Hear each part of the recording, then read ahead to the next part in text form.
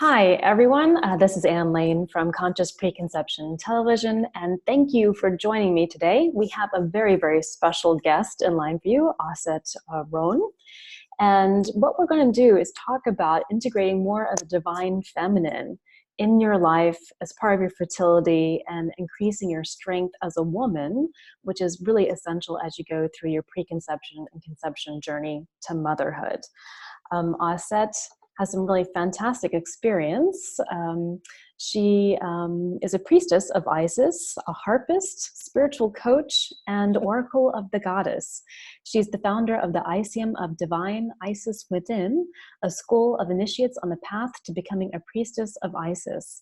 She's also a composer of 3 CDs of original music for meditation and healing, co-founder of the Two Ladies Travel Co. with Norman D. Ellis, leading tours to Egypt and beyond. I know she has something coming up in March 2021. And she's also a photographer with an intuitive and artistic flair, specializing in branding photography, and teaches workshops in creative photography. Also, as a priestess of Isis and leader of the Iseum, she offers readings and spiritual guidance to support her clients at every level.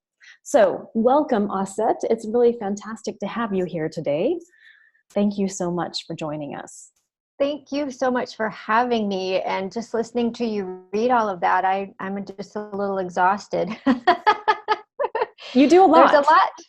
There's a lot. And, I think that, I've thought a lot about that, and it's being of service. And I feel that in each of these ways I am of service. And so every time that I think about, I should maybe, cut this part out and just do that for fun, or the universe is always bringing it right back to me. And so it's like, okay, so I have to stay. It's not that I'm spread thin. It's just that I'm spreading like the Nile, just out over all the land and overflowing my banks at all times.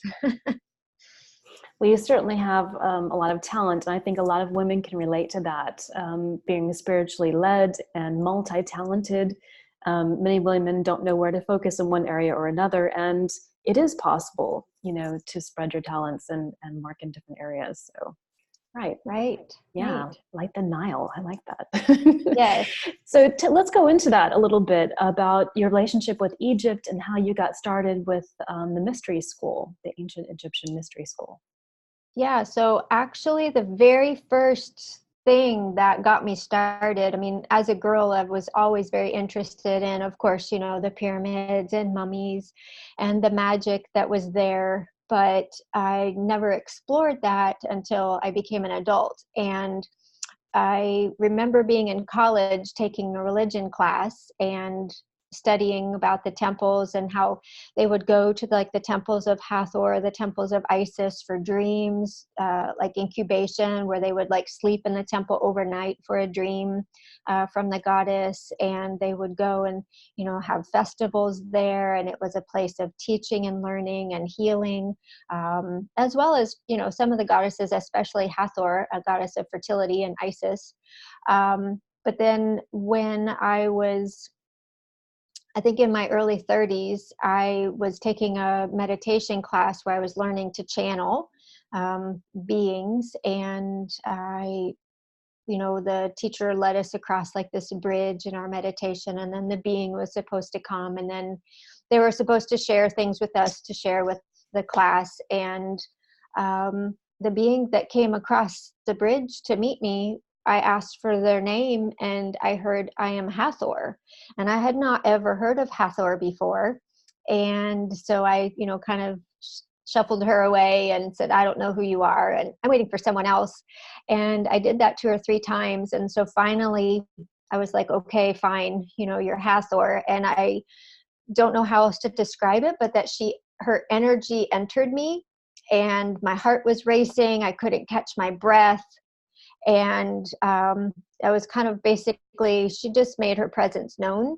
And I took notice. And so it came out of the meditation, and I was like, "Who is this Hathor?" And she said, "Oh, she's an Egyptian goddess who, she has a cow face, and she's tied to fertility and sexuality and music and the arts and beauty and celebrations." And I was like, okay, well, I have to learn more about her.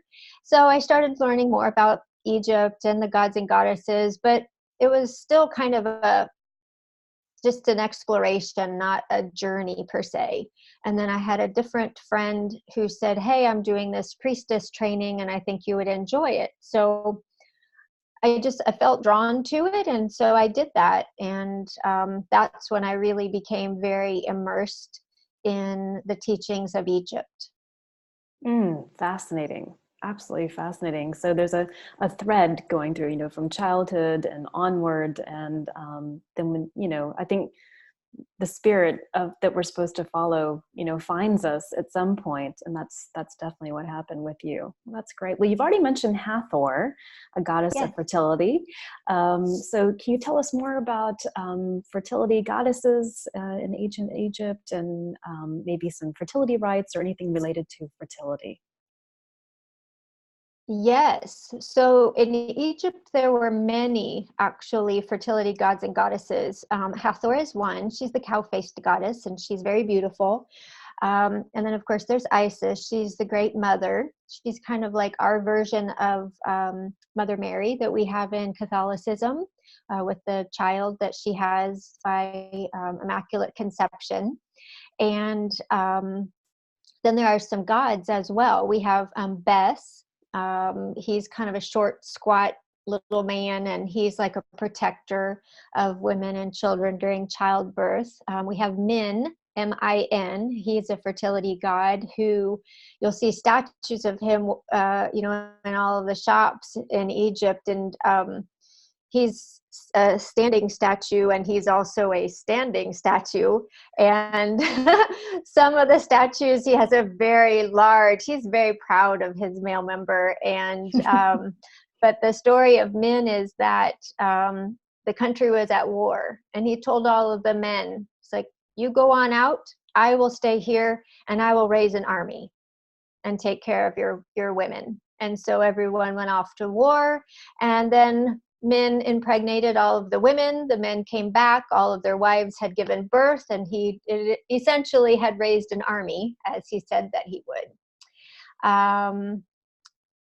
Their views of life were centered around the fertility of the land of Egypt. And so the land itself is very fertile, which brings us to Osiris. He was a regenerative god, or a rebirthing god, the husband of Isis. And they used to make little like clay dolls of a man, and they would put in wheat seeds to that, and they would water that, and then that was for either rebirthing a project, or for abundance, like an abundance ritual. And so then the grains would grow out of this little body of Osiris.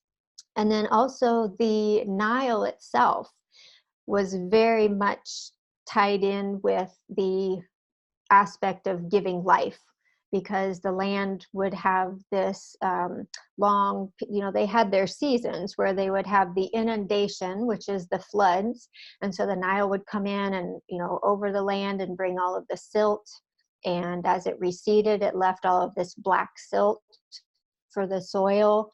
And so that made the land very fertile. And so then there was the planting season, and then there was the sowing season, and I guess that's the same thing. And then there was the harvesting season. And so there were all of these times of life. And when we look at our lives, with the goddess especially, you have maiden, mother, and crone. We have, that time of rebirth and purity and innocence, and then the mother raising the child, and then the crone aspect of, passing on the wisdom. So that was kind of all encompassing. And so there was a god of the Nile, and his name was Happy, Hapi, and his wife or consort, her name was Satis, which is where we get our word satisfied. So there were lots of gods of fertility in ancient Egypt. Fascinating. I didn't know that. I mean, you touched upon the Nile and the role that it played in society, and of course, their ability to survive was really dependent upon the Nile and, leaving silt so that the land was fertile, right? And they could Yes. raise crops. So, but I had no idea that there were so many male gods related to fertility.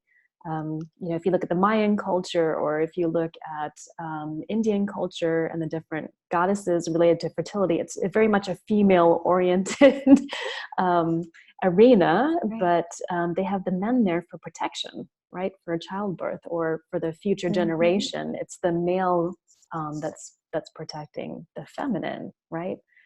And how I always think Yes. of it as like, holding in container of the feminine. That's the masculine's job.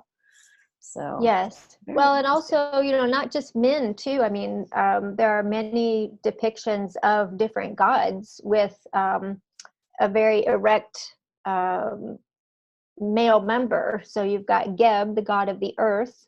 Sometimes he's shown as a human, and he's like lying on his back. And then his wife Nut, she's the sky goddess, and she's arched in kind of this like down dog position over him, and so he's there underneath her and he's erect.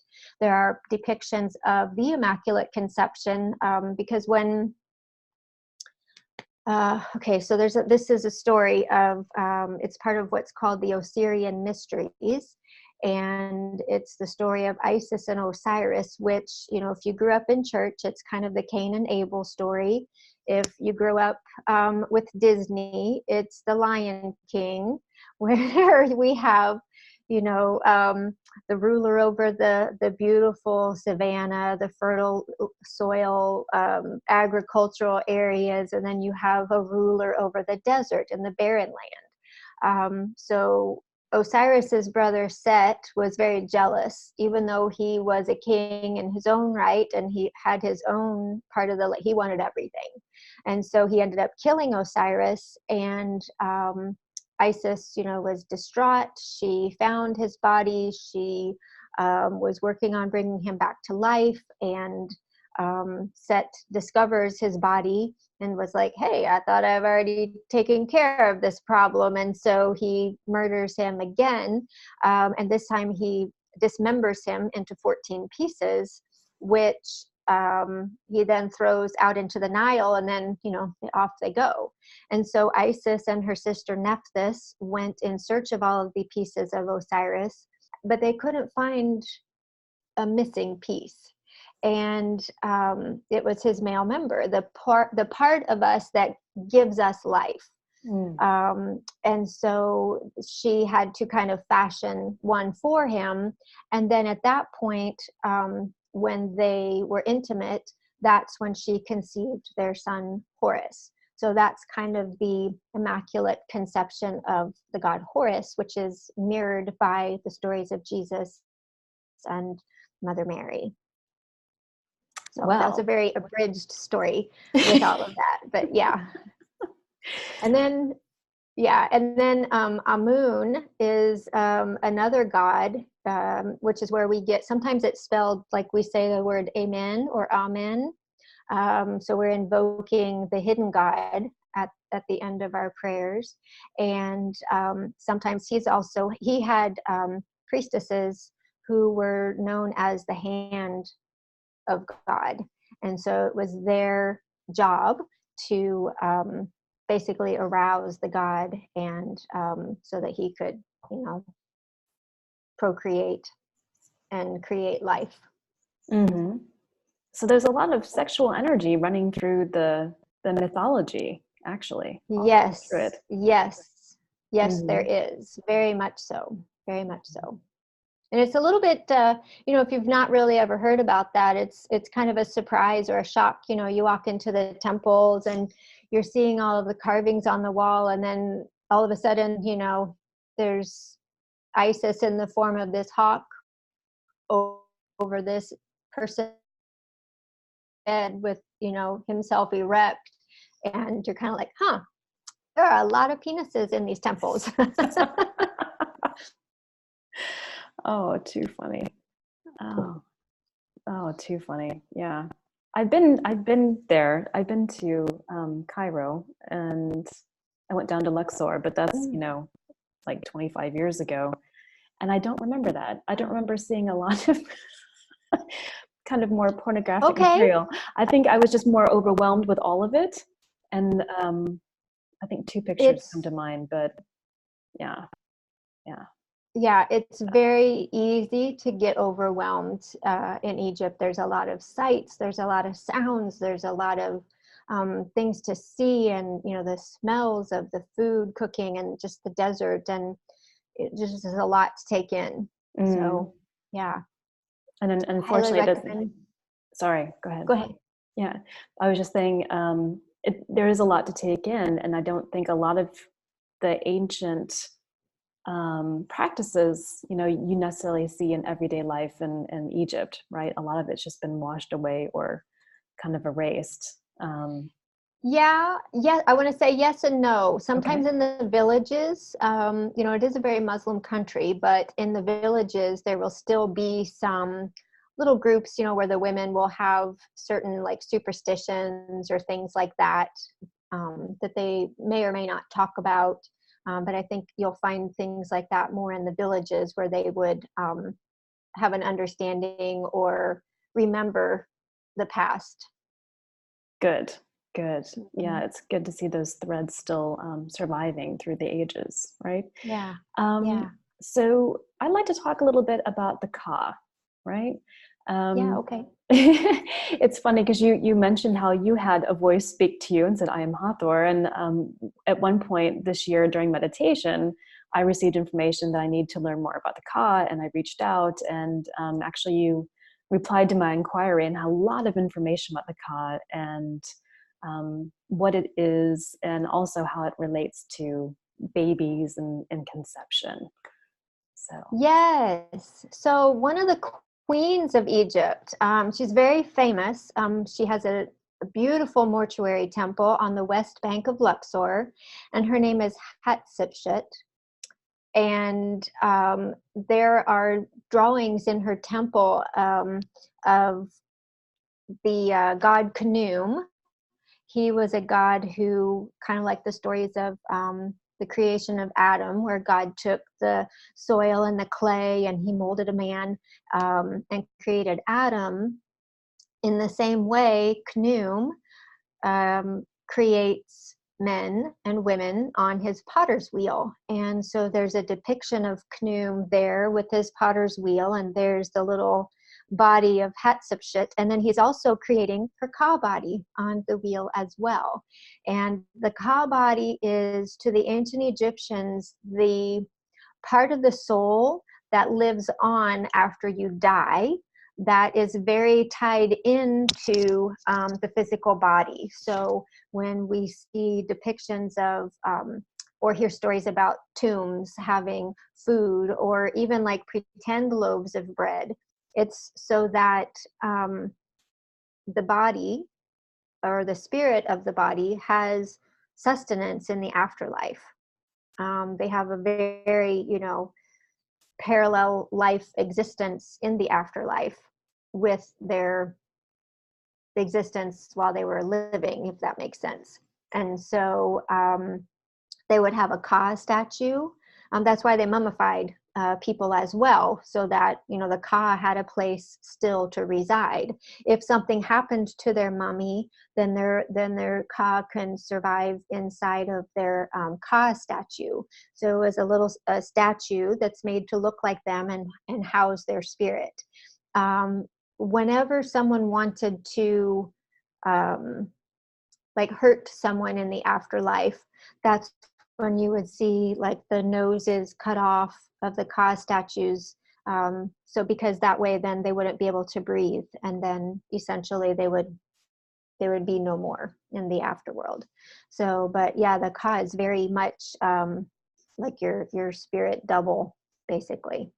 And as your spirit double, does it form before the physical body? It exists beforehand and afterward, after we pass? I feel like that your Ka and your Ba, especially, that these two bodies, they're in existence always with you. So the Ba is always with you, and that's who you are always. And then you have your Ka, which is the incarnation that you are now. So if you believe in, past lives and things like that, then you would have a Ka for the you that lived in the Victorian age when your name was, Samantha, and you lived in England. And then you would have a Ka for who you are today, in your existence. And then you would have a Ka then later, wherever you end up going in your life lesson after this. Okay. All right. And so are there things that we can do to strengthen the Ka body? I think that it's very much like what we do to strengthen our physical body, because the Ka lives inside of our physical body. So it would be working out, eating healthy, doing things that are, don't sit a lot, watching how much you smoke or drink, or, eat a lot of carbs or chocolate, that kind of a thing. And then in the afterlife, to feed your Ka would just be, creating something that, you would tell a family member, hey, please take good care of this statue. Please take good care of this,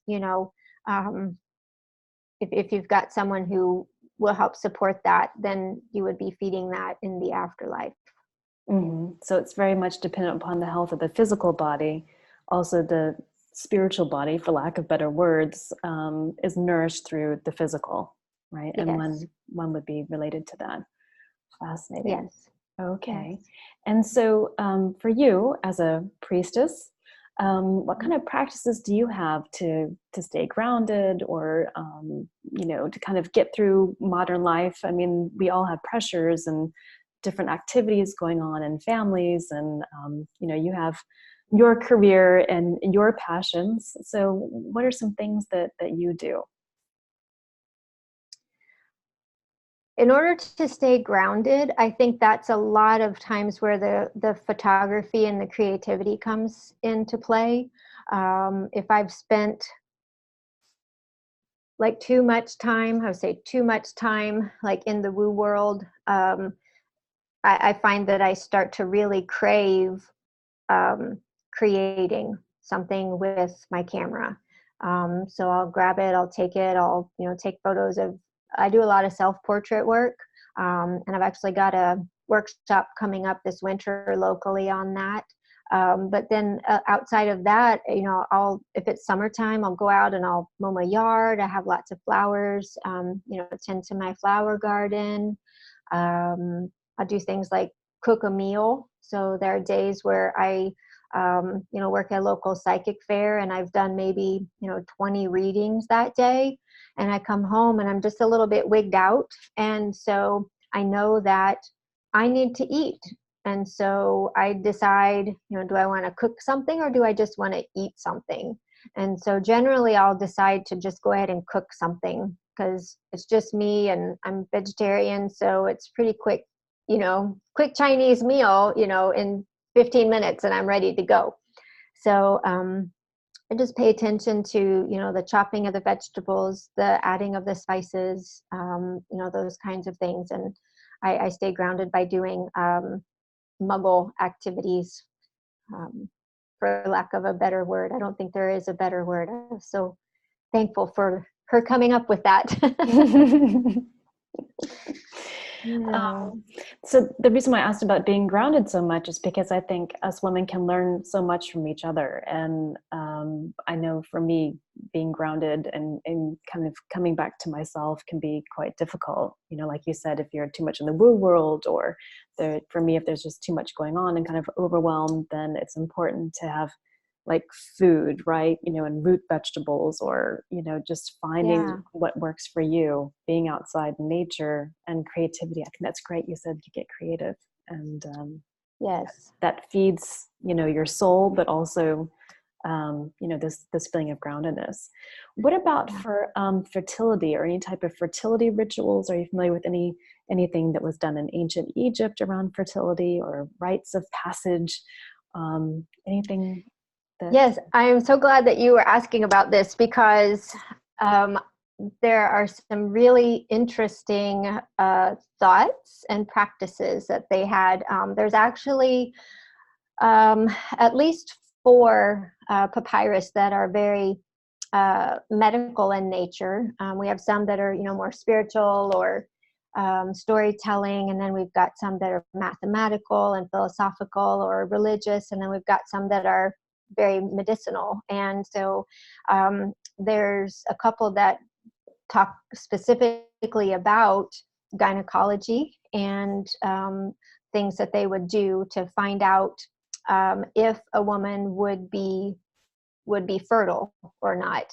And it all has to do with the belief that they had, which is very erroneous, that the vagina and the uterus are connected. I don't want to say it's erroneous, but physiologically it's erroneous, that the vagina and the uterus are very connected to all of the systems of the body. So they would either like fumigate the yonis of the women, and like with an incense or something like that, or even like garlic, and have her like sit over this where she would be, fumigated with the oils and the scents and everything. And then if they can smell that on her breath, then she's fertile. Or they would take a piece of onion and actually insert it inside of her. And then in the morning, if her breath smelled like onion, then she would be fertile. So I think that those were kind of very strange practices, but it was things that they believed in. There was also something about the breasts, where they would rub fat and essential oil on the breasts and then check them in the morning to see if they looked, basically if they looked full and healthy, then that meant that she would be fertile and able to have children. So I thought that those were really fascinating. It's like, how do they come up with these things? But that's what they thought.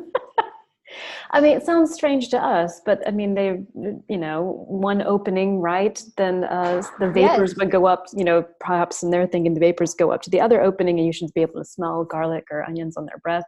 Right. I would think about physiologically. I mean, maybe part of it, was just simply the circulation, right? The absorption, circulation. If they had really good circulation internally, then they're fertile. So I think it, perhaps makes sense in some regard, but I have to think about it some more. But I don't necessarily recommend that women put garlic in their vaginas. Yes, I know. I would not recommend that. I think yoni eggs are a better choice for some good practices there. But yeah, it was a different time for sure, medically. Right, exactly. So, and then as far as like rites of passage, from what I've read and studied, is that when a girl had her first period, that many times they would be sent away to the temple so that they would learn to be a temple dancer or a temple musician and participate in the festivals, and to try to become pregnant. And then if they survived childbirth, then they would be good candidates for their families to marry off. So I think in order to keep, hey, I'm going to marry you off, and then you die in childbirth, well then, no, now what do we do? So they tried to avert that happening after marriage. So they would send them in this way. And sometimes also, I think that they were discovered outside of Abydos, which was one of the religious centers of Osiris. Remember, we talked about him earlier. A lot of burials took place. It was kind of like nowadays we think of Saqqara or the Giza Plateau, where a lot of the people were buried with the pyramids, or even along the West Bank and the Valley of the Kings and Queens. But in the Old Kingdom times and the pre-dynastic times, the burial place was in Abydos, and they have found many young girls and young babies in kind of unmarked tombs there, and their thinking is that some of the girls and the babies might have been from, girls that had just had their first period. They went to the temples, they did get pregnant, they were successful, but then either they and their child would pass during childbirth. So, I mean, even today, childbirth is very challenging physically for women to experience. And I can just imagine, back then, anyone in the village would come and help. They didn't necessarily, I don't think that there's a word in ancient Egyptian for midwife. So they're not sure if there were, I think that there were midwives within the temples. But if you were out in the village and away from a temple, then it would just be, the local older women who've experienced birth, and that they would come and assist you with all of that. So this raises a lot of questions for me. How old were they on average when they got their period? I mean, hopefully not as young as they are these days. I mean, girls are around 10 or 11. I think they were ranging anywhere from like 12 to 13. So I don't think it was quite as early as we experience today, but still young. Even so. Yeah. Yeah, even and so. They were set off to be impregnated and have children to show that they're that they were fertile. They were fertile and then capable of being married off. Yes. Wow. I was certainly not familiar with that system before. And what happened with the children? Were they then raised by those in the temple? They were then... I don't know what was No? happening with Okay. the children. I would imagine that they stayed, with the woman, or if she did get married, perhaps they did stay within the temple to serve. But I was not able to find out what happened to the children. That is a good question. But what interesting stories, right, of those who are in those mass graves, and the young girls and the babies. Yeah. Wow. Yeah. So, I mean, fertility was an issue, a huge issue back then, as it is now. Can you have babies or not? Are they going to be healthy or not? And then you have value to be married off, right? Right. Yeah. Right. And I think that it also depended,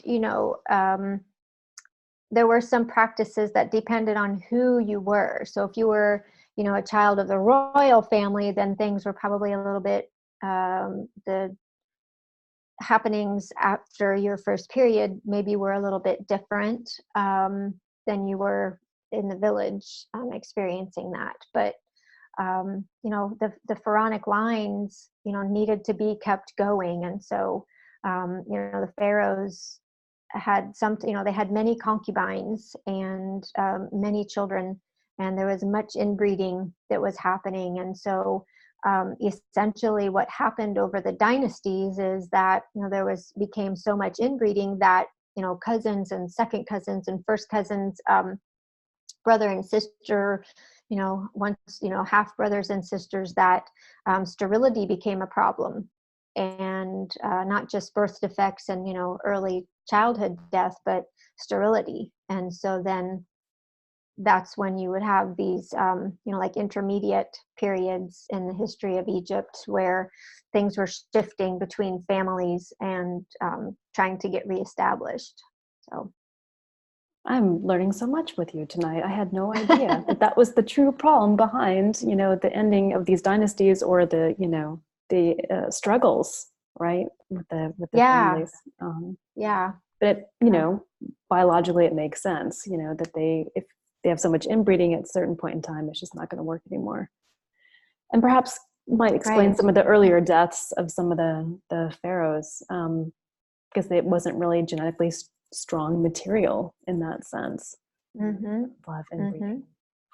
but I think it was Ramses.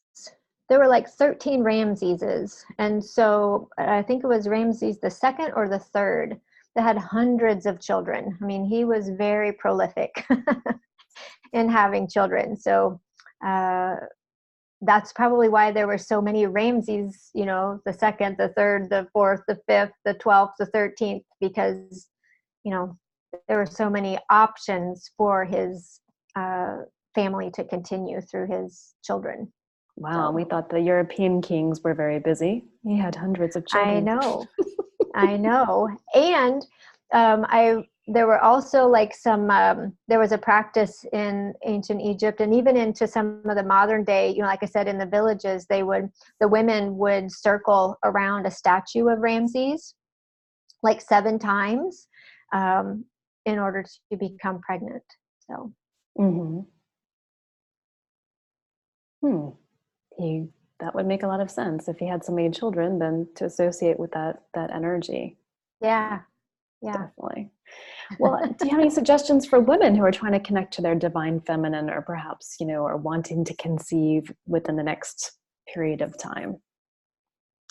So I'm not a medical physician, so of course I would always recommend that people visit their physicians, but to tap into the spiritual aspect of motherhood and childbirth, I think that it's a wonderful thing to mother things. So if you have animals, taking care of them, mothering them. If you have plants, taking care of them, mothering them. Making sure, of course, you don't want to be mothering your spouse too much because that might get to be a little bit overwhelming for them. But just to tap into your nurturing qualities. And it's not just the outside things that you nurture, it's the inside of you that you nurture as well. And while I haven't worked specifically with women who are experiencing fertility issues, I have worked with some women who they were experiencing digestive issues. And so we worked very hard with their visualization and their feelings towards their body, and realizing that they had negative feelings about their body. So they just expressed appreciation, for their stomach. They expressed appreciation for their hips and the width of them, and their legs, and how they carried them everywhere. And that was able to help them to remove many of the discomfort that they were feeling. So I have to switch locations because my battery is getting low and I don't want to lose you. So let me come in here real quick. No worries. Just a few more questions here, but that's great to show appreciation for your body, to use visualization, to tap into the strength, because I'm a naturopath and I work with women who either just want to get pregnant soon and have potentially no difficulties, but also I work a lot with couples who do have fertility challenges. I don't like the word infertility, but fertility challenges. And definitely you can sometimes do all the supplements, all the yoga, all the right things. I do a lot of different treatments, but a lot of energy work and also removing blocks. So anything that helps women to get closer to their own power and release those blocks, yeah, that's definitely going to give them the strength to potentially get pregnant. Right? Yes. So, And there's an ancient practice within the temples that they would infuse the body with divinity. So they would literally, and this was done generally in like a purification bath, or, today we could do it. Sometimes I do this in the shower where, you're washing each part of your body, and you start at the bottom and you say things, like, my toes are the toes of the god Horus, and my ankles are the ankles of the goddess Tauret. I didn't mention her, but Tauret, she's a fertility goddess. She's in the shape of a hippopotamus. And you just work up your body, and you touch each part of your body, and you call it by the name of a god or a goddess. And so that when you get done, you get up to the top of your head and your hair and your eyes and your ears, your whole body then is infused with the presence of the divine beings of ancient Egypt. And I find that it helps me, oddly enough, to ground a little bit and to feel more focused in the ways that I, need to focus for the day. So I've been infused now with the body of the Neteru. So what does that mean that I need to work on today? How do I need to use this? Do I need to put my programs together? Do I need to write my blog? Do I need to reach out and network with people? Do I need to go take a walk and talk to neighbors?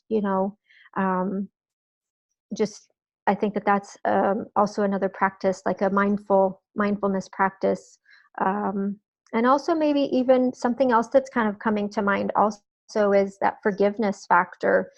If for some reason, so many times I think that we have shame or we don't forgive ourselves for something and we don't realize it. So maybe exploring something that probably, that would be tied to sexual trauma or coming of age trauma, forgiving yourself for whatever that was, not because you've done something wrong, but just to let that piece go.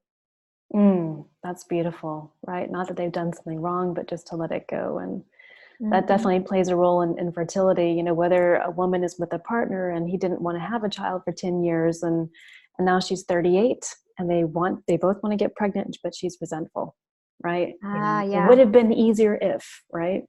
Yeah. And to let that go, right? Because that's certainly can be a potential block, or fears about being a mother, fears about being a father because of childhood incidents. So I'm really glad you brought up the forgiveness aspect. It's definitely something that everyone can take advantage of, whether they're trying to get pregnant or not. Right?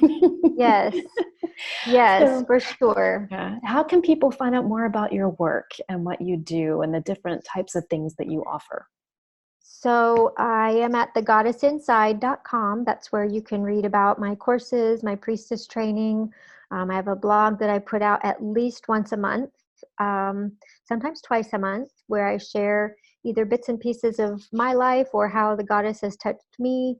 And then I always flip it around into how that can help us in our daily, everyday, practical lives. Because I think that that's a huge part of service is how does it help us? It doesn't help us if it keeps us out here all the time. We have to bring it in closer to home. So a lot of my blogs are centered on things like that. And then the twoladies.travelco.com, the Two Ladies Travel Company, that's where you can find out more about the trips to Egypt. There is a link to that on my Goddess Inside page under the events that will shoot you right over there if you don't want to remember all the things. So yeah. Great. Fantastic.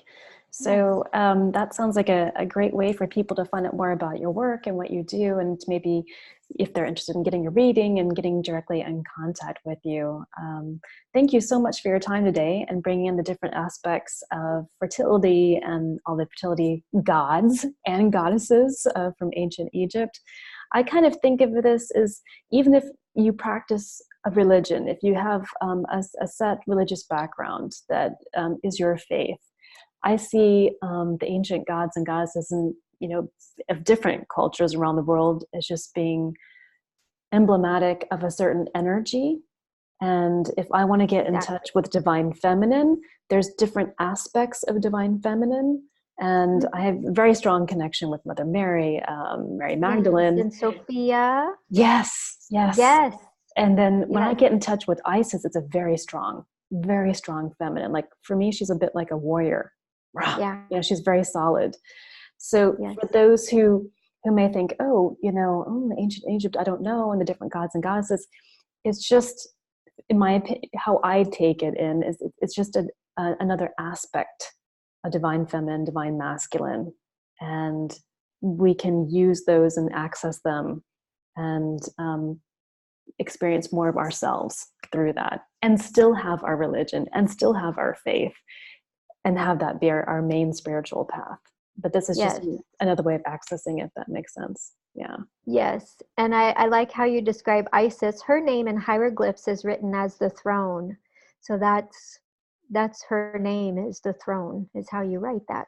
So of course you would feel her very powerful because she's seated on that throne. She's seated on that throne. Yes. As she should be, right? She's Isis. She should be. Yes. Yeah, she's one of three goddesses that were known as the goddess of 10,000 names. Sekhmet, the lion-headed goddess, is another one, and I do believe Hathor is one as well. Fantastic.